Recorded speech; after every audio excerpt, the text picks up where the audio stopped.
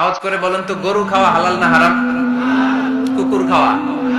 কুরবানিতে কি জবাই হয়?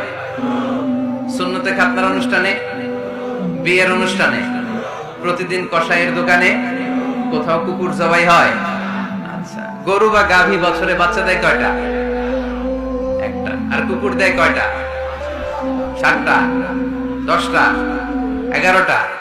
জন্ম নিয়ন্ত্রণ নাই তো, দেদারসে দিচ্ছে, ফ্যামিলি প্ল্যানিং নাই, তাই না? আচ্ছা, তো দেখেন, গরু বাচ্চা দিল কম, কুকুর বাচ্চা দিল বেশি। গরু জবাই হয় বেশি, কুকুর জবাই হয় না। গরু আমরা খাই বেশি, কুকুর খাই না। তারপরেও কষ ভাই, গরু বেশি না কুকুর বেশি? আওয়াজ করে বলতে হবে, গরু না কুকুর?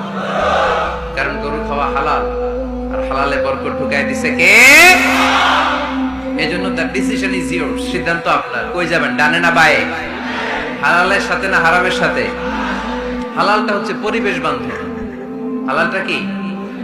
Eco friendly. এটা পরিবেশ বান্ধব, এটা স্বাস্থ্যকর, এটা রুচিসম্মত, এটার মধ্যে কোনো ঝামেলা নাই, এটাতে কোনো ভেজাল নাই। হালালে থাকলেই লাভ, যদিও অল্প। সুবহানাল্লাহ পড়েন।